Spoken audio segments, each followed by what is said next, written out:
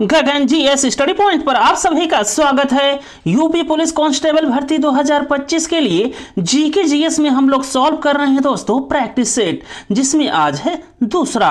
और ये सभी जो क्वेश्चन प्रैक्टिस सेट में दिए गए हैं ये आपके एग्जाम के लिए एकदम मोस्ट इंपॉर्टेंट है। तो यदि दोस्तों आप लोगों को हमारी ये क्लास अच्छी लगे तो आप सभी लोग गगन जीएस स्टडी पॉइंट चैनल को लाइक शेयर सब्सक्राइब भी जमकर करिएगा। तो आइए शुरू करते हैं आज की क्लास।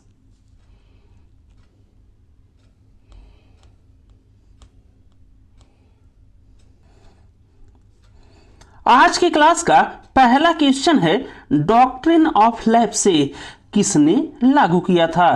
तो डॉक्ट्रिन ऑफ लेप्से या जिसे हड़प नीति कहा गया दोस्तों, उसे लागू किया सर्वप्रथम लॉर्ड डलहौजी ने, जो कि है ऑप्शन नंबर बी में।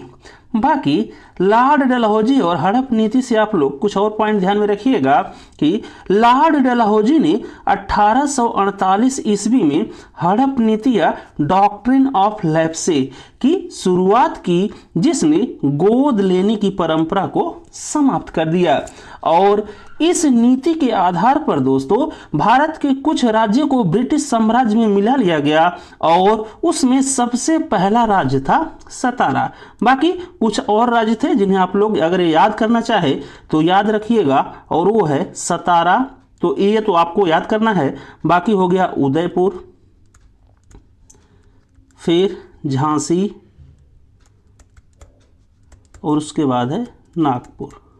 तो इसी क्रम में दोस्तों इन राज्यों को ब्रिटिश साम्राज्य में मिला लिया गया था इस हड़प नीति या डॉक्ट्रिन ऑफ लेप्से के आधार पर। तो ये आप लोग ध्यान में रखिएगा, जिसमें सबसे पहला हो गया सतारा, फिर उसके बाद हो गया उदयपुर, फिर उसके बाद है झांसी, फिर उसके बाद है नागपुर। फिर यहीं पर आप लोग ध्यान में रखिएगा कि अवध को दोस्तों ब्रिटिश साम्राज्य में शामिल किया गया 1856 ईस्वी में, और उसका आधार क्या था? तो वो था बैड गवर्नेंस के आधार पर अवध को ब्रिटिश साम्राज्य में शामिल किया गया 1856 में।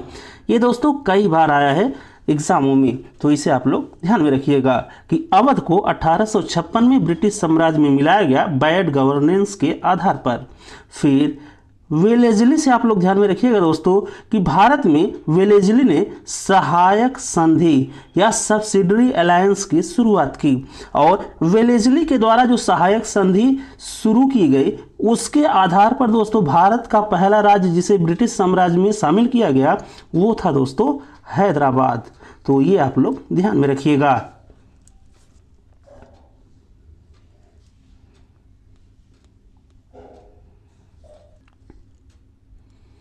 इसके बाद अगला क्वेश्चन है दोस्तों, अल हिलाल समाचार पत्र किसने शुरू किया? तो अल हिलाल समाचार पत्र ये शुरू किया गया दोस्तों मौलाना अबुल कलाम आजाद जी के द्वारा, जो कि है ऑप्शन नंबर बी में। बाकी यहाँ से आप लोग बाल गंगाधर तिलक जी के बारे में ध्यान में रखिएगा कि इन्होंने 2 समाचार पत्र शुरू किए, जिसमें एक था दोस्तों मराठा जो कि था अंग्रेजी भाषा में, और दूसरा था केसरी जो कि था मराठी भाषा में। और बाल गंगाधर तिलक जी को एक ब्रिटिश इतिहासकार था दोस्तों जिसका नाम था वी चिरोल, उसने भारतीय अशांति का जनक कहा, या बाल गंगाधर तिलक जी को ब्रिटिश इतिहासकार वी चिरोल ने अशांति का या भारतीय अशांति का पिता कहा। तो ये भी मोस्ट इंपॉर्टेंट है, इसे आप लोग ध्यान में रखिएगा। इसके बाद अगला क्वेश्चन आप लोग ध्यान में रखिएगा, सिंधु घाटी सभ्यता का प्रमुख बंदरगाह कौन सा था? तो इस क्वेश्चन के लिए राइट आंसर हो जाएगा दोस्तों ऑप्शन नंबर सी, जो कि है लोथल। तो सिंधु घाटी सभ्यता का प्रमुख बंदरगाह था लोथल, और ये क्वेश्चन दोस्तों बहुत बार आया है सभी एग्जामों में, तो इसे आप लोग ध्यान में रखिएगा। बाकी सिंधु घाटी सभ्यता के कुछ प्रमुख स्थल और वहाँ पर क्या क्या चीज़ प्राप्त हुए उसे आप लोग ध्यान में रखिएगा, जो कि एग्जाम में हमारे पूछा जा सकता है। तो सबसे पहला सिंधु घाटी सभ्यता का जो स्थल है वो आप लोग ध्यान में रखिएगा, जो कि है हड़प्पा। और हड़प्पा सभ्यता या हड़प्पा स्थल की खोज हुई दोस्तों 1921 में रावी नदी के तट पर पाकिस्तान से, और इसके खोजकर्ता थे दयाराम साहनी जी। और हड़प्पा स्थल से हमें प्राप्त हुए थे नटराज की मूर्ति, स्वास्तिक का चिन्ह और कांस्य का दर्पण। फिर इसके बाद अगला स्थल आप लोग ध्यान में रखिएगा मोहनजोदड़ो। और मोहनजोदड़ो स्थल की खोज हुई थी 1922 में सिंधु नदी के तट से पाकिस्तान से, और इसके खोजकर्ता थे दोस्तों आर.डी. बनर्जी। और मोहनजोदड़ो से आप लोग ध्यान में रखिएगा कि इस स्थल को मृतकों का टीला या माउंट ऑफ डेड कहा जाता था। फिर यहाँ से क्या क्या चीज़ प्राप्त हुए या क्या क्या चीज़ों के साक्ष्य मिले, तो यहाँ से मिला दोस्तों बृहद अन्नागार और बृहद स्नानागार और नर्तकी की कांस्य की मूर्ति। तो बृहद अन्नागार, बृहद स्नानागार और नर्तकी की कांस्य की मूर्ति, ये सभी साक्ष्य में प्राप्त हुए मोहनजोदड़ो स्थल से। फिर इसके बाद अगला महत्वपूर्ण स्थल आप लोग ध्यान में रखिएगा कलिबंगा। और ये स्थल दोस्तों प्राप्त होता है हमें, या इसके साक्ष्य में प्राप्त होते हैं घग्गर नदी के तट से, जो कि पड़ता है हनुमानगढ़ राजस्थान में। और इसकी खोज की गई बी.वी. लाल और बी.के. थापर जी के द्वारा।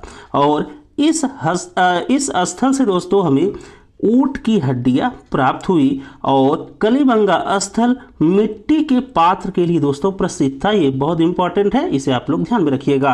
बाकी जुते हुए खेतों के साक्ष्य दोस्तों हमें प्राप्त होते हैं कलिबंगा स्थल से। तो कलिबंगा ये जो स्थल है, इसकी खोज हुई घग्गर नदी के तट पर हनुमानगढ़ राजस्थान से, और इसके खोजकर्ता थे बी.वी. लाल और बी.के. थापर। और कलिबंगा स्थल मिट्टी के पात्रों के लिए प्रसिद्ध था। बाकी यहाँ पर ऊंट की हड्डियां मिली और जूते हुए खेतों एवं ईंटों के प्रयोग के हमें साक्ष्य प्राप्त हुए। फिर अगला स्थल आप लोग ध्यान में रखिएगा लोथल। और लोथल स्थल की खोज हुई दोस्तों भोगवा नदी के तट से अहमदाबाद गुजरात में, और इसके खोजकर्ता थे एस.आर. राव। बाकी यहाँ से जो सबसे मोस्ट इम्पॉर्टेंट है दोस्तों कि लोथल स्थल से हमें किस चीज़ के साक्ष्य मिलते हैं, तो वो मिलते हैं बंदरगाह, पत्तन या गोदीवाड़ा के। ये तीनों चीज़ दोस्तों एक ही है, और ये एग्जाम में आता है भर भर के। तो लोथल से आप लोग ध्यान में रखिएगा कि लोथल स्थल से हमें प्राप्त होता है पत्तन के साक्ष्य, गोदीवाड़ा के साक्ष्य या बंदरगाह के साक्ष्य। बाकी ये स्थल है कहाँ पर, तो ये है भोगवा नदी के तट पर अहमदाबाद गुजरात से ये स्थल की खोज होती है, और इसके खोजकर्ता थे एस.आर. राव जी।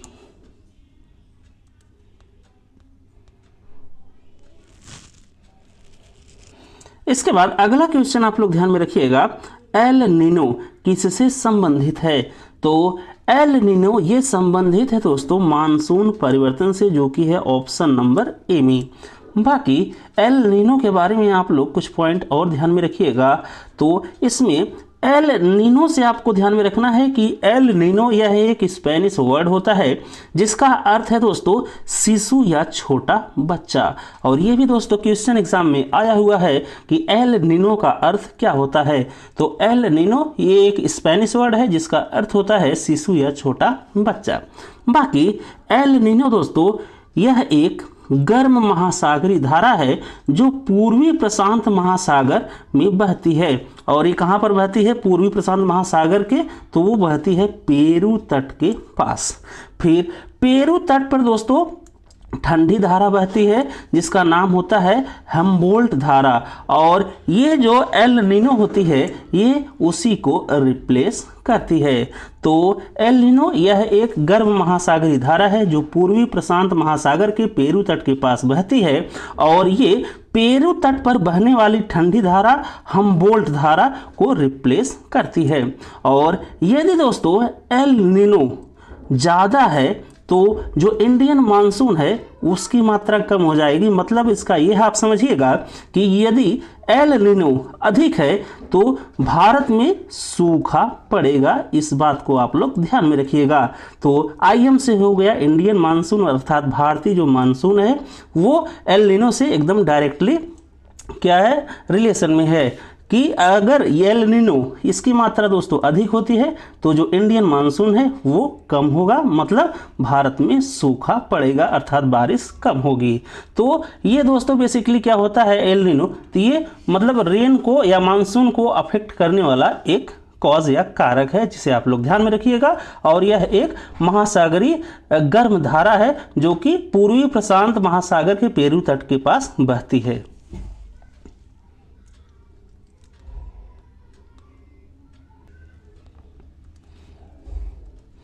इसके बाद अगला क्वेश्चन आप लोग ध्यान में रखिएगा, ब्लैक सॉइल किसके लिए प्रसिद्ध है? तो ब्लैक सॉइल या काली मिट्टी ये प्रसिद्ध होती है दोस्तों कपास या कॉटन की खेती के लिए, जो कि है ऑप्शन नंबर सी में।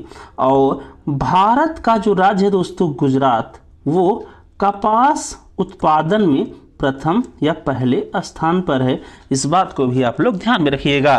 तो कपास की खेती के लिए सबसे उपयुक्त मिट्टी होती है दोस्तों ब्लैक सॉइल या काली मिट्टी। और भारत में सबसे अधिक कपास या कॉटन किस राज्य में होता है? तो वो है गुजरात। बाकी गेहूं का उत्पादन दोस्तों भारत में सबसे अधिक कहाँ होता है? तो वो होता है यूपी उत्तर प्रदेश में। चावल का उत्पादन भारत में सबसे अधिक कहाँ होता है? तो ये होता है दोस्तों वेस्ट बंगाल में। बाकी वेस्ट बंगाल में दोस्तों जूट का भी सबसे अधिक उत्पादन होता है। तो वेस्ट बंगाल में चावल सबसे अधिक होता है और जूट सबसे अधिक होता है। बाकी गन्ना दोस्तों अपने उत्तर प्रदेश में सबसे अधिक होता है। इस बात को आपको ध्यान में रखना है।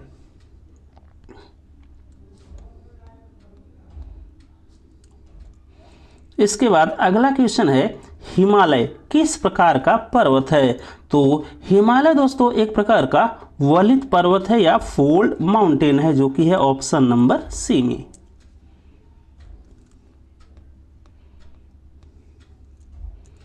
इसके बाद अगला क्वेश्चन है, साइलेंट वैली या इसी को कहा जाता है दोस्तों शांत घाटी, ये कहाँ स्थित है? तो साइलेंट वैली या शांत घाटी ये स्थित है दोस्तों केरल राज्य में, जो कि है ऑप्शन नंबर बी में। तो साइलेंट वैली केरल राज्य में स्थित है, इसे आपको ध्यान में रखना है।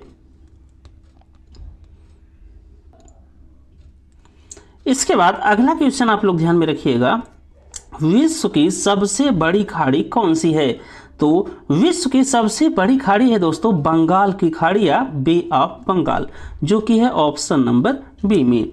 बाकी बे ऑफ बंगाल या बंगाल की खाड़ी से आप लोग ध्यान में रखिएगा कि इसी बंगाल की खाड़ी में है न्यू मोर आइलैंड या द्वीप। तो न्यू मोर द्वीप या न्यू मोर आइलैंड ये स्थित है दोस्तों बंगाल की खाड़ी में। और इस द्वीप पर दोस्तों भारत और बांग्लादेश दोनों के मध्य दोस्तों विवाद है। तो इसीलिए दोस्तों क्वेश्चन एग्जाम में बहुत बार आता है कि न्यू मोर द्वीप या न्यू मोर आइलैंड ये कहाँ पर स्थित है? तो ये स्थित है बंगाल की खाड़ी में। बाकी विश्व की सबसे बड़ी खाड़ी यदि पूछे आपसे तो वहां पर आंसर होगा बंगाल की खाड़ी।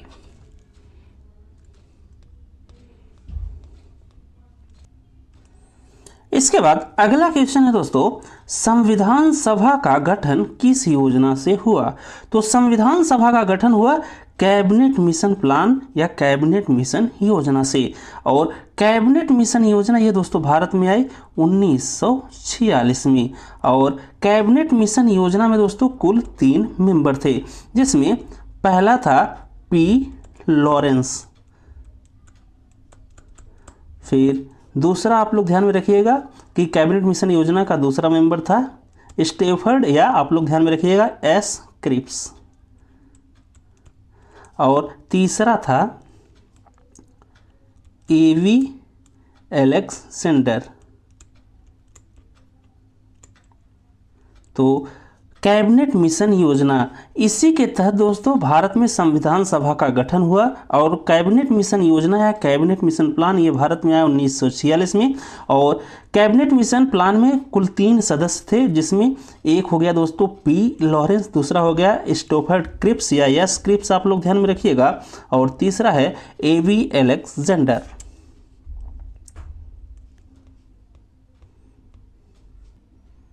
इसके बाद अगला क्वेश्चन आप लोग ध्यान में रखिएगा, वित्त आयोग या फाइनेंस कमीशन किस अनुच्छेद में है?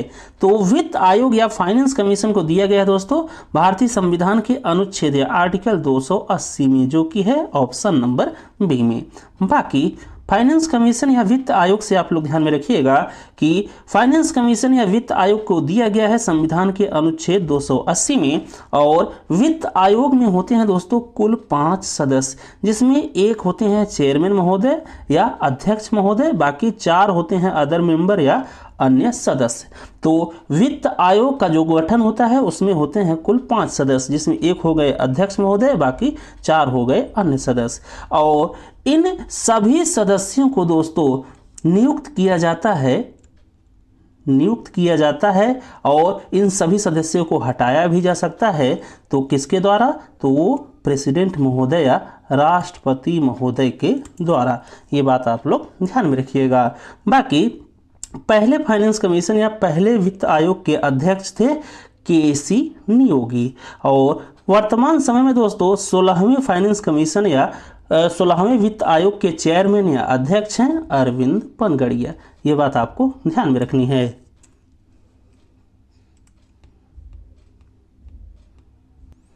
इसके बाद अगला क्वेश्चन आप लोग ध्यान में रखिएगा, संसद के दोनों सदन कौन से हैं? तो संसद के दोनों सदन है दोस्तों लोकसभा और राज्यसभा, जो कि है ऑप्शन नंबर ए में।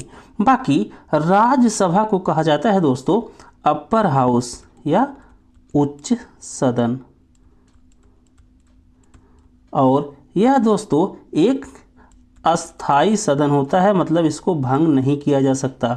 तो राज्यसभा यह एक अस्थाई सदन है या परमानेंट हाउस है, और इसकी संरचना को दिया गया है भारतीय संविधान के अनुच्छेद 80 में। बाकी लोकसभा यह दोस्तों है लोअर हाउस या निम्न सदन, और ये होता है दोस्तों एक प्रकार का अस्थाई सदन।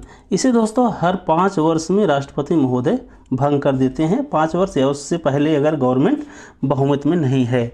तो लोकसभा यह होता है एक प्रकार का अस्थाई सदन, और लोकसभा की संरचना को दिया गया है भारतीय संविधान के अनुच्छेद 81 में। भाई लिखने की व्यवस्था थोड़ा सही नहीं है, आप लोग एडजस्ट कर लेना, लेकिन जो बोल रहे हैं वही आप कापी में अपने नोट कर लेना। बाकी व्यवस्था जब सही हो जाएगी तो लिखेंगे भी अच्छे से। तो संसद से आप लोग ध्यान में रखिएगा कि इसके 2 सदन होते हैं लोकसभा और राज्यसभा, जिसमें राज्यसभा को हम लोग कहते हैं अपर हाउस या उच्च सदन, और यह होता है एक अस्थाई सदन या इसे परमानेंट हाउस कहते हैं, मतलब इससे भंग नहीं किया जा सकता, और इसकी संरचना को दिया गया है अनुच्छेद 80 में। बाकी लोकसभा ये होता है दोस्तों लोअर हाउस या निम्न सदन, और यह एक अस्थाई सदन होता है। इसे राष्ट्रपति महोदय 5 साल या उससे कम अवधि में भंग कर सकते हैं। बाकी इसकी संरचना को दिया गया है अनुच्छेद 81 में, और इन दोनों सदनों को दोस्तों एक साथ कहा जाता है द्विसदनी व्यवस्था, और ये प्रावधान लिया गया है दोस्तों भारतीय संविधान में। कहाँ से? तो वो लिया गया है ब्रिटेन से।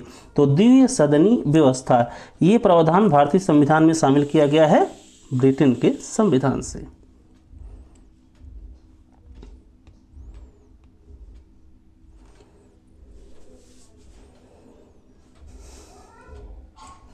इसके बाद अगला क्वेश्चन आप लोग ध्यान में रखिएगा, मुद्रास्फीति या इन्फ्लेशन को कौन नियंत्रित करता है? तो मुद्रास्फीति या इन्फ्लेशन को नियंत्रित किया जाता है दोस्तों भारतीय रिजर्व बैंक या आरबीआई के द्वारा। तो ये बात आपको ध्यान में रखनी है। इसके बाद अगला क्वेश्चन आप लोग ध्यान में रखिएगा, राष्ट्रीय आय या नेशनल इनकम का मापन किससे होता है? तो राष्ट्रीय आय या नेशनल इनकम का मापन होता है दोस्तों जीडीपी या ग्रास डोमेस्टिक प्रोडक्ट से, जिसे हम लोग सकल घरेलू उत्पाद कहते हैं। तो ये हो गया ऑप्शन नंबर ए। तो यहाँ से आप लोग ध्यान में रखिएगा कि राष्ट्रीय आय का मापन या नेशनल इनकम का मेजरमेंट ये होता है दोस्तों जीडीपी या ग्रास डोमेस्टिक प्रोडक्ट या सकल घरेलू उत्पाद से। बाकी सीपीआई को कहा जाता है दोस्तों कंज्यूमर प्राइस इंडेक्स, और डब्ल्यूपीआई को कहा जाता है होलसेल प्राइस इंडेक्स। और सीपीआई और डब्ल्यूपीआई इन दोनों का यूज किया जाता है दोस्तों इन्फ्लेशन या मुद्रास्फीति को मापने के लिए। तो ये इंपॉर्टेंट है, इसे भी आप लोग ध्यान में रखिएगा कि सीपीआई और डब्ल्यूपीआई जिन्हें कहा जाता है कंज्यूमर प्राइस इंडेक्स और होलसेल प्राइस इंडेक्स, इन दोनों का यूज किया जाता है इन्फ्लेशन या मुद्रास्फीति को मापने और उसकी गणना करने के लिए। बाकी IIP, और इसका फुल फॉर्म होता है दोस्तों इंडेक्स ऑफ इंडस्ट्रियल प्रोडक्शन। और इंडेक्स ऑफ इंडस्ट्रियल प्रोडक्शन या IIP, इसका यूज किया जाता है औद्योगिक क्षेत्रों की विकास दर को मापने के लिए, तो इसे भी आपको ध्यान में रखना है। इसके बाद नेशनल इनकम या राष्ट्रीय आय से 2 पॉइंट और आप लोग ध्यान में रखिएगा कि राष्ट्रीय आय या नेशनल इनकम की गणना की जाती है दोस्तों NSO या केंद्रीय सांख्यिकी कार्यालय के द्वारा, और इसे ही कहा जाता है दोस्तों नेशनल स्टैटिस्टिकल ऑफिस। तो राष्ट्रीय आय या नेशनल इनकम की गणना की जाती है नेशनल स्टैटिस्टिकल ऑफिस या केंद्रीय सांख्यिकी कार्यालय के द्वारा। और राष्ट्रीय आय की गणना की दोस्तों 3 विधियां हैं जिसे आप लोग ध्यान में रखिएगा। तो इसमें एक हो गया आय विधि, दूसरा हो गया व्यय विधि, और तीसरा हो गया मूल्य वर्धित विधि। ये इंपॉर्टेंट है दोस्तों, ये पूछा जाता है। तो राष्ट्रीय आय या नेशनल इनकम की गणना कौन करता है? तो वो करता है केंद्रीय सांख्यिकी कार्यालय। और राष्ट्रीय आय की गणना की 3 विधियां हैं, जिसमें एक हो गया आय विधि, दूसरा हो गया व्यय विधि, और तीसरा हो गया मूल्य वर्धित विधि।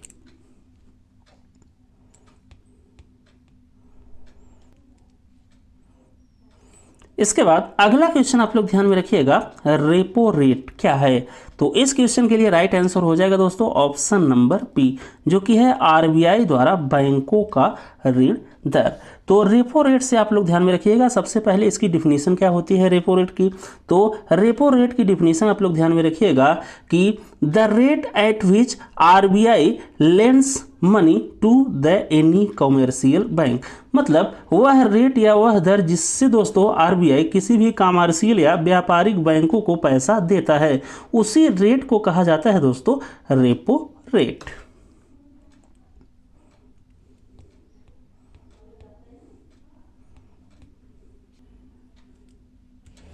इसके बाद अगला क्वेश्चन आप लोग ध्यान में रखिएगा, ब्लू रिवॉल्यूशन किससे संबंधित है? तो ब्लू रिवॉल्यूशन या नीली क्रांति ये संबंधित है दोस्तों मछली उत्पादन से, जो कि है ऑप्शन नंबर बी में। बाकी इसके बाद दोस्तों आप लोग भारत में कुछ प्रमुख कृषि क्रांतियां और उनसे संबंधित क्षेत्रों को ध्यान में रखिएगा, और यहाँ से एग्जाम में क्वेश्चन जरूर आता है। तो सबसे पहले आप लोग याद रखिएगा हरित क्रांति, और इसे कहा जाता है ग्रीन रिवॉल्यूशन, और ये दोस्तों संबंधित है खाद्यान्न उत्पादन से, जिसमें शामिल हैं गेहूं और धान। और भारत में हरित क्रांति का जनक कहा जाता है दोस्तों, या भारत में हरित क्रांति का फादर किसे कहा जाता है? तो वो कहा जाता है MS स्वामीनाथन को। ये बात आपको ध्यान में रखनी है। फिर दूसरा आप लोग ध्यान में रखिएगा श्वेत क्रांति या व्हाइट रिवॉल्यूशन, और ये संबंधित है दोस्तों दुग्ध उत्पादन से। और इसी श्वेत क्रांति या व्हाइट रिवॉल्यूशन से संबंधित है दोस्तों ऑपरेशन फ्लड। और भारत में श्वेत क्रांति का जनक कहा जाता है वर्गीज कुरियन को। ये बात आपको ध्यान में रखनी है। फिर इसके बाद तीसरा आप लोग ध्यान में रखिएगा पीली क्रांति या येलो रिवॉल्यूशन, और ये संबंधित है दोस्तों तिलहन उत्पादन से, जिसमें सरसों और सूरजमुखी शामिल हैं। तो तेल दोस्तों क्योंकि पीला कलर होता है तो इससे संबंधित है पीली क्रांति। तो तेल से आप लोग ध्यान में रखिएगा पीली क्रांति या येलो रिवॉल्यूशन। फिर इसके बाद है नीली क्रांति। नीली क्रांति या जिसे हम लोग ब्लू रिवॉल्यूशन कहते हैं, ये संबंधित है दोस्तों मछली उत्पादन से या मत्स्य पालन से। फिर अगला आप लोग ध्यान में रखिएगा स्वर्ण क्रांति या गोल्डन रिवॉल्यूशन, और ये संबंधित है दोस्तों फल शहद उत्पादन और बागवानी से। फिर इसके बाद है दोस्तों लाल क्रांति या रेड रिवॉल्यूशन, और लाल क्रांति या रेड रिवॉल्यूशन ये संबंधित है मांस और टमाटर उत्पादन से। फिर इसके बाद आप लोग ध्यान में रखिएगा गुलाबी क्रांति या पिंक रिवॉल्यूशन, और गुलाबी क्रांति दोस्तों ये संबंधित है झींगा मछली और प्याज के उत्पादन से। फिर इसके बाद है भूरी क्रांति, और ये भूरी क्रांति संबंधित है दोस्तों चमड़ा उत्पादन से। और लास्ट आप लोग ध्यान में रखिएगा गोलाकार क्रांति या राउंड रिवॉल्यूशन, और ये संबंधित है आलू के उत्पादन से।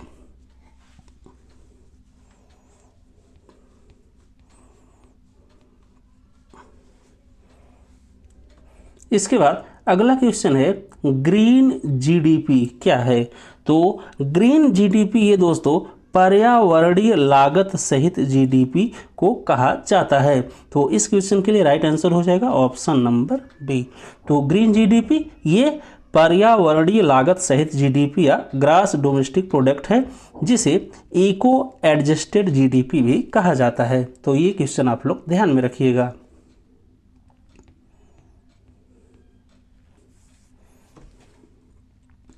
इसके बाद अगला क्वेश्चन आप लोग ध्यान में रखिएगा, pH बराबर 7 क्या दर्शाता है। तो pH बराबर 7 यह दर्शाता है कि पदार्थ या सब्सटेंस क्या है, तो वो है दोस्तों न्यूट्रल या तटस्थ, जो कि है ऑप्शन नंबर सी में। बाकी pH स्केल की खोज की गई दोस्तों सोरेन सेन के द्वारा।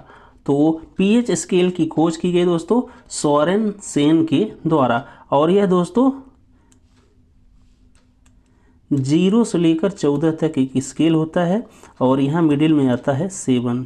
तो यदि किसी दोस्तों सब्सटेंस या पदार्थ की वैल्यू या मतलब उसका स्केल दिखा रहा है 7, तो वो होता है दोस्तों न्यूट्रल या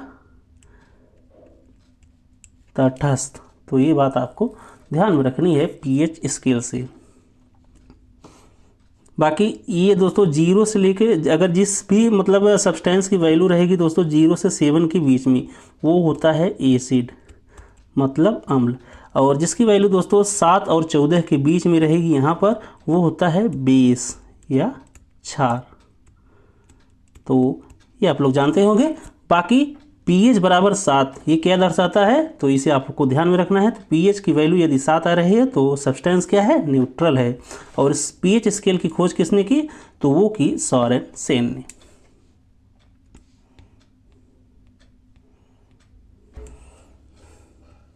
इसके बाद अगला क्वेश्चन आप लोग ध्यान में रखिएगा, ओजोन परत कहाँ है। तो ओजोन परत या ओजोन लेयर ये पाई जाती है दोस्तों स्ट्रेटोस्फीयर में, जो कि है ऑप्शन नंबर बी में। ये इंपॉर्टेंट है क्वेश्चन दोस्तों, इसे आप लोग ध्यान में रखिएगा, ये कई बार एग्जाम में आया है। तो ओजोन लेयर ये मिलती है स्ट्रेटोस्फीयर में। बाकी दोस्तों अपने वायुमंडल की 5 परतें या 5 लेयर हैं, जिसमें पहला आप लोग ध्यान में रखिएगा कि वायुमंडल की पहली परत है उसका नाम है क्षोभ मंडल, और इसे इंग्लिश में कहा जाता है ट्रोपोस्फेयर। और क्षोभ मंडल की ऊंचाई होती है दोस्तों 0 से लेकर 8 और 18 किलोमीटर। तो क्षोभ मंडल की ऊंचाई 8 किलोमीटर कहाँ पर होगी, तो ये होगी दोस्तों पोल्स पर मतलब ध्रुव पर। और 18 किलोमीटर कहाँ पर होगी क्षोभ मंडल की ऊंचाई, तो वो होगी दोस्तों पृथ्वी के इक्वेटर से। तो ये आपको ध्यान में रखना है। तो क्षोभ मंडल या ट्रोपोस्फेयर इसकी ऊंचाई होती है 0 से लेकर 8 या 18 किलोमीटर तक। और इसकी विशेषता में आप लोग ध्यान में रखिएगा कि क्षोभ मंडल या ट्रोपोस्फेयर में ही दोस्तों मौसम से जुड़ी सभी घटनाएं होती हैं, जैसे कि बारिश, बादल का होना और तूफान आना। ये सभी चीज़ें कहाँ पर घटित होती हैं, तो ये होती हैं क्षोभ मंडल या ट्रोपोस्फेयर में। बाकी क्षोभ मंडल में दोस्तों तापमान ऊंचाई के साथ घटता है। मतलब अगर हम लोग 165 मीटर ऊपर जाते हैं तो हर 165 मीटर पर जो टेम्परेचर होगा क्षोभ मंडल या ट्रोपोस्फेयर में, वो 1 डिग्री सेंटीग्रेड कम होगा। तो इस बात को आप लोग ध्यान में रखिएगा कि क्षोभ मंडल या ट्रोपोस्फेयर में तापमान ऊंचाई के साथ घटता है। फिर दूसरी लेयर आप लोग ध्यान में रखिएगा समताप मंडल या स्ट्रेटोस्फेयर, और इसकी ऊंचाई होती है दोस्तों 18 से लेकर 50 किलोमीटर तक, और ये ट्रोपोस्फेयर के बाद होता है स्ट्रेटोस्फेयर। और इसमें आप लोग ध्यान में रखिएगा कि समताप मंडल या स्ट्रेटोस्फेयर में दोस्तों जो अपने जेट प्लेन हैं बाकी और जहाज वहाज ये सब उड़ते हैं।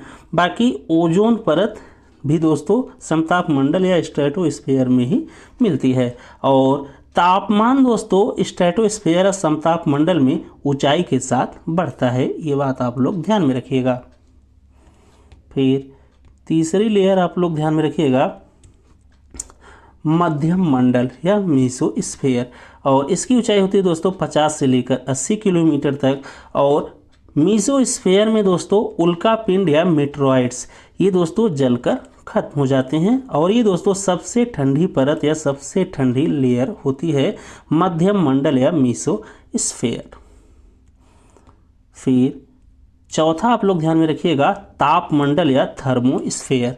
और ये दोस्तों 80 किलोमीटर के बाद से 400 किलोमीटर तक होता है। और यहाँ पर दोस्तों आयनोस्फेयर होता है। और इसी तापमंडल या थर्मोस्फेयर में जिसमें आयनोस्फेयर होता है दोस्तों वहाँ पर रेडियो वेव्स मूव करती हैं।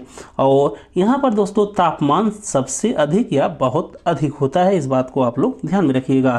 तो तापमंडल या थर्मोस्फेयर से आप लोग ध्यान में रखिएगा कि यहाँ पर होता है आयनोस्फेयर जहाँ पर मूव करती हैं रेडियो तरंगे या रेडियो वेव्स, और यहाँ पर तापमान सबसे अधिक होता है। फिर लास्ट आप लोग ध्यान में रखिएगा बहिर्मंडल या एक्सोस्फेयर। और इसकी ऊंचाई दोस्तों 400 किलोमीटर से ऊपर होती है और यह वायुमंडल की सबसे ऊपरी परत है। और इसके बाद दोस्तों अंतरिक्ष शुरू हो जाता है बाकी, और एक्सोस्फेयर में कुछ याद करने लायक चीज़ नहीं है। तो इतनी बात दोस्तों आप लोग वायुमंडल की जो लेयर्स या परतें हैं उससे आपको ध्यान में रखनी है।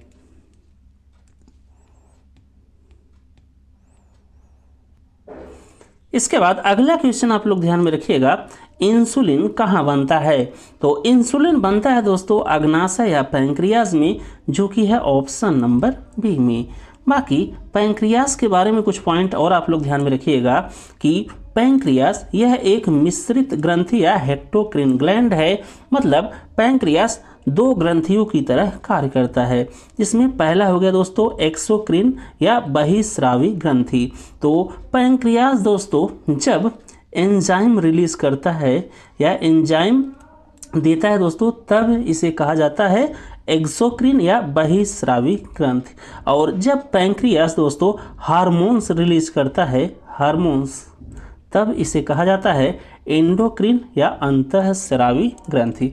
तो पैंक्रियास यह दोस्तों एक हेक्टोक्रिन ग्लैंड या मिश्रित ग्रंथि है जो एक्सोक्रिन और एंडोक्रिन दोनों ग्लैंड की तरह कार्य करता है। तो इसमें आप लोग सबसे पहले ध्यान में रखिएगा कि पैंक्रियास एक्सोक्रिन या बहिस्रावी ग्रंथि की तरह कब कार्य करता है, तो जब यह एंजाइम रिलीज करता है जो कि हमें मतलब डाइजेशन या पाचन में हेल्प करते हैं। तो कौन कौन सा एंजाइम रिलीज होता है दोस्तों पैंक्रियास के द्वारा, वो आप लोग ध्यान में रखिएगा। तो ये है दोस्तों एमाइलेज, और एमाइलेज कार्बोहाइड्रेट के डाइजेशन में हेल्प करता है। दूसरा हो गया लाइपेज, और लाइपेज फैट या वसा के डाइजेशन या पाचन में हेल्प करता है। और तीसरा है ट्रिप्सिन, और ट्रिप्सिन दोस्तों प्रोटीन के डाइजेशन में हेल्प करता है। फिर इसके बाद आप लोग ध्यान में रखिएगा कि पैंक्रियास को एंडोक्रिन ग्लैंड या अंतःस्रावी ग्रंथि कहा जाता है जब दोस्तों यह ब्लड या रक्त में हार्मोन्स को छोड़ता है। और पैंक्रियास में दोस्तों स्लेट्स ऑफ लैंगरहैंस पाई जाती हैं, और ये होती है एक फिंगर लाइक स्ट्रक्चर। तो पैंक्रियास में स्लेट्स ऑफ लैंगरहैंस पाई जाती हैं जो कि एक फिंगर लाइक स्ट्रक्चर होती हैं, और इन्हीं में से दोस्तों हार्मोन सीधे ब्लड में छोड़ा जाता है। और ये स्लेट्स ऑफ लैंगरहैंस के मुख्य सेल होते हैं दोस्तों तीन। पहला हो गया अल्फा सेल, दूसरा हो गया बीटा सेल, तीसरा हो गया डेल्टा सेल। जिसमें अल्फा सेल दोस्तों रिलीज करता है ग्लूकागन हार्मोन, और ये ग्लूकागन हार्मोन खून या ब्लड में दोस्तों शुगर को बढ़ाता है। और जो बीटा सेल होता है दोस्तों वो रिलीज करता है इंसुलिन हार्मोन, और यह खून में दोस्तों शुगर या चीनी की मात्रा को घटाता है। बाकी एक होता है डेल्टा सेल, और ये रिलीज करता है सोमैटोस्टैटिन हार्मोन, और यह दोस्तों सभी हार्मोन्स को नियंत्रित करता है।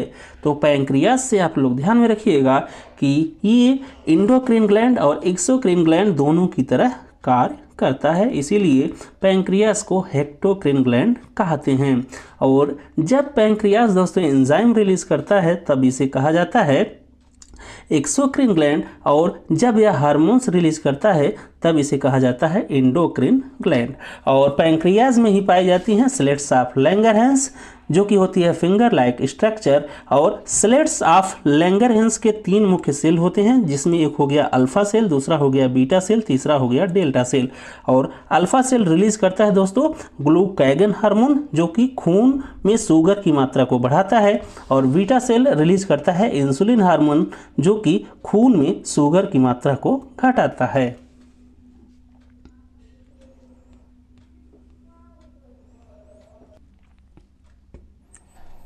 इसके बाद अगला क्वेश्चन आप लोग ध्यान में रखिएगा, F is equal to M A किसका नियम है?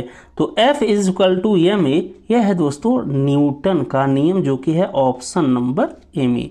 तो F is equal to M A मतलब दोस्तों होता है बल बराबर द्रव्यमान गुणे त्वरण। यह है दोस्तों न्यूटन की गति का दूसरा नियम। और इस नियम के एग्जाम्पल हो गए, जैसे आप लोग ध्यान में रखिएगा दोस्तों कि झटके से बचने के लिए जो हम लोग स्प्रिंग का यूज करते हैं, तो वो दोस्तों न्यूटन की गति के दूसरे नियम पर आधारित है। बाकी क्रिकेट बॉल को कैच करते समय दोस्तों हम लोग अपना हाथ पीछे की तरफ खींच लेते हैं वो झटके से बचने के लिए, तो ये भी दोस्तों आधारित है न्यूटन की गति के दूसरे नियम पर। तो न्यूटन की गति के दूसरे नियम से ही निकला है दोस्तों F is equal to M A, या बल बराबर द्रव्यमान गुणे त्वरण।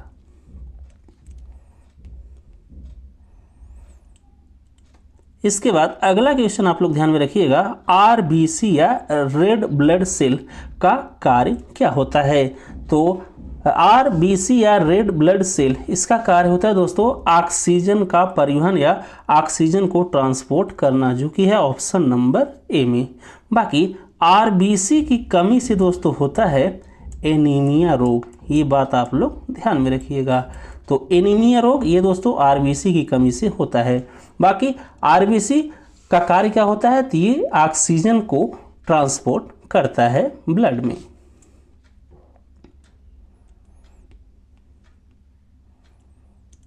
इसके बाद अगला क्वेश्चन है दोस्तों, यूपी का सबसे बड़ा जिला कौन सा है? तो यूपी का सबसे बड़ा जिला है दोस्तों लखीमपुर खीरी, जो कि है ऑप्शन नंबर बी में। और इसी लखीमपुर खीरी में स्थित है दुधवा नेशनल पार्क, ये बात भी आप लोग ध्यान में रखिएगा। तो यूपी का सबसे बड़ा जिला है लखीमपुर खीरी। इसके बाद अगला क्वेश्चन है दोस्तों, कुंभ मेला कहाँ होता है? तो कुंभ मेले का आयोजन किया जाता है दोस्तों हर वर्ष प्रयागराज में, जो कि है ऑप्शन नंबर बी में। इसके बाद अगला क्वेश्चन है, झांसी किस क्षेत्र में है? तो झांसी है दोस्तों बुंदेलखंड क्षेत्र में, जो कि है ऑप्शन नंबर ए में।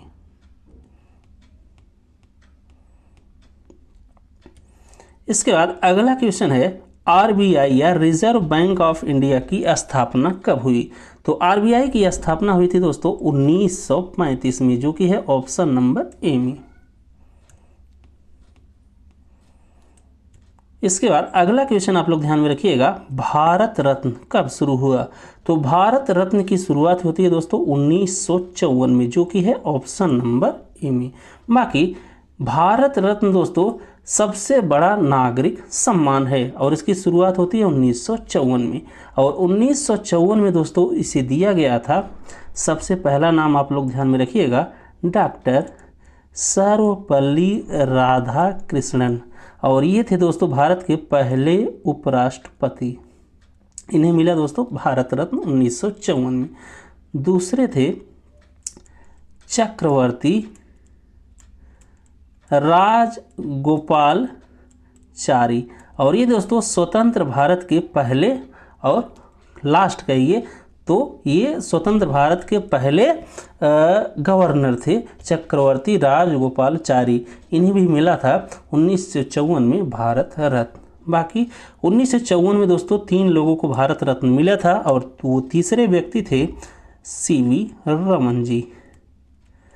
तो भारत रत्न ये दोस्तों सर्वश्रेष्ठ नागरिक सम्मान पुरस्कार है। इसकी शुरुआत होती है 1954 में और 1954 में इसे दिया गया डॉक्टर सर्वपल्ली राधाकृष्णन को, जो कि भारत के पहले उपराष्ट्रपति थे। और दूसरे व्यक्ति जिन्हें भारत रत्न दिया गया 1954 में वो थे चक्रवर्ती राजगोपालाचारी, जो कि स्वतंत्र भारत के पहले गवर्नर थे। और तीसरे व्यक्ति जिन्हें 1954 में भारत रत्न मिला दोस्तों, वो थे सीवी रमन जी, जो कि एक साइंटिस्ट थे।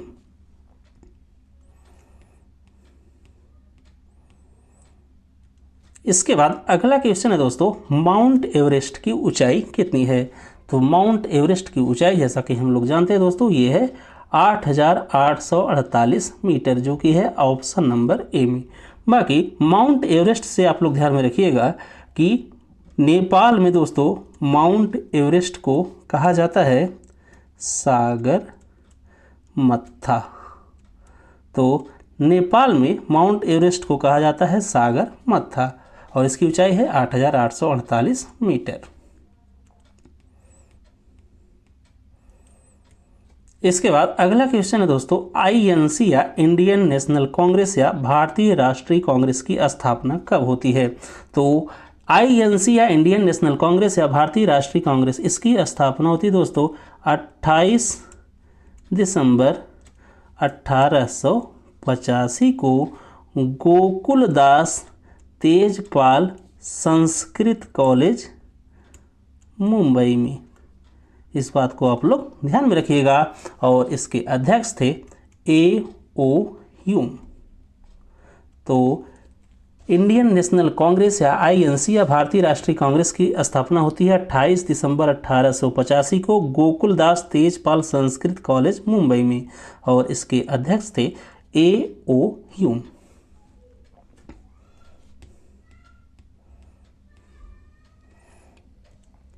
इसके बाद अगला क्वेश्चन आप लोग ध्यान में रखिएगा दोस्तों, सार्क का हेडक्वार्टर कहाँ है?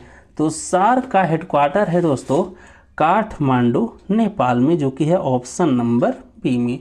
बाकी सार्क की स्थापना हुई थी दोस्तों 1985 में। तो सार्क बना कब? तो 1985 में। बाकी इसका हेडक्वार्टर या मुख्यालय कहाँ पर है? तो वो है काठमांडू दिल्ली में। बाकी सार्क देशों में दोस्तों कुल 8 देश शामिल हैं। तो कौन कौन से देश शामिल हैं दोस्तों सार्क में? तो उसे आप लोग ध्यान में रखिएगा। तो इसमें हो गया एक अफगानिस्तान, दूसरा हो गया बांग्लादेश, तीसरा हो गया दोस्तों भूटान, चौथा हो गया इंडिया, फिर पांचवा हो गया मालदीव, फिर छठा हो गया दोस्तों नेपाल, फिर सातवां हो गया श्रीलंका और आठवां हो गया नालायक पाकिस्तान। तो ये 8 देश दोस्तों शामिल थे या शामिल हैं सार्क में और इसका हेडक्वार्टर है काठमांडू नेपाल और ये बना था 1985 में। इसके बाद अगला क्वेश्चन आप लोग ध्यान में रखिएगा, यूनेस्को किससे संबंधित है? तो यूनेस्को ये संबंधित है दोस्तों शिक्षा, विज्ञान और संस्कृति से, जो कि है ऑप्शन नंबर ए में। बाकी यूनेस्को ये बना था दोस्तों 1945 में और यूनेस्को का हेडक्वार्टर स्थित है पेरिस, फ्रांस में।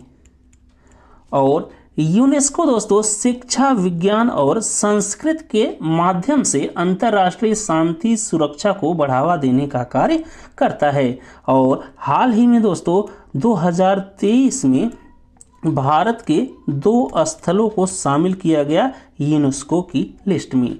और ये कौन सा स्थल है दोस्तों? तो पहला आप लोग ध्यान में रखिएगा होयसाला मंदिर। और ये होयसला मंदिर ये स्थित है दोस्तों कर्नाटक में, जिसे यूनेस्को ने अपनी लिस्ट में शामिल किया 2023 में। बाकी शांति निकेतन जो कि स्थित है वेस्ट बंगाल में, इसे भी शामिल किया गया यूनेस्को की लिस्ट में 2023 में। तो लेटेस्ट में दोस्तों यूनेस्को की लिस्ट में भारत के ये 2 स्थल शामिल हुए हैं जिन्हें आप लोग ध्यान में रखिएगा। पहला हो गया होयसला मंदिर जो कि स्थित है कर्नाटक में और दूसरा है शांति निकेतन जो कि स्थित है वेस्ट बंगाल में।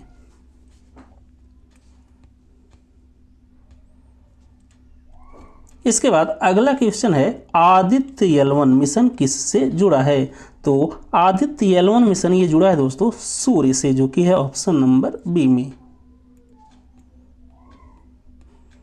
इसके बाद अगला क्वेश्चन आप लोग ध्यान में रखिएगा, वर्तमान राष्ट्रपति कौन है भारत की? तो वो है दोस्तों द्रौपदी मुर्मू, जो कि है ऑप्शन नंबर ए में। इसके बाद अगला क्वेश्चन है, फायरवॉल क्या करता है? तो फायरवॉल दोस्तों सुरक्षा फिल्टर या सिक्योरिटी फिल्टर है, जो कि दोस्तों नेटवर्क को प्रोटेक्ट करने का काम करता है।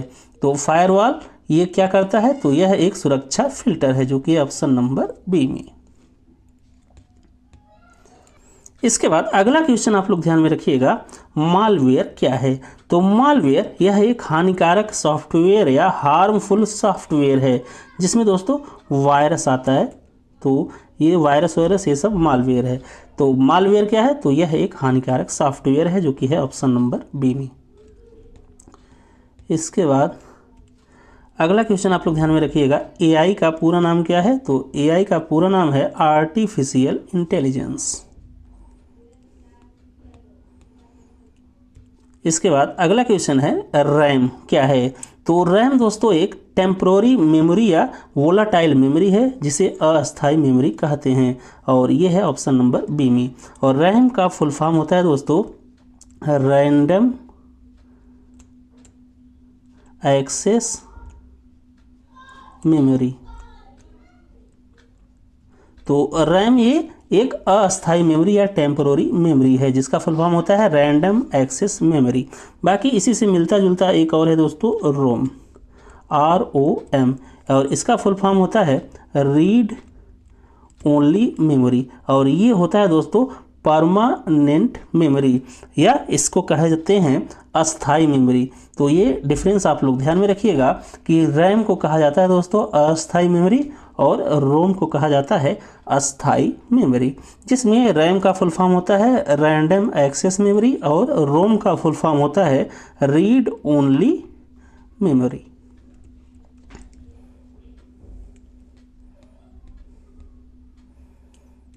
इसके बाद अगला क्वेश्चन है, URL का पूरा नाम क्या है? तो URL इसका फुल फॉर्म होता है दोस्तों यूनिफॉर्म रिसोर्स लोकेटर, जो कि है ऑप्शन नंबर ए में। तो बस दोस्तों इस क्लास में बस इतना ही।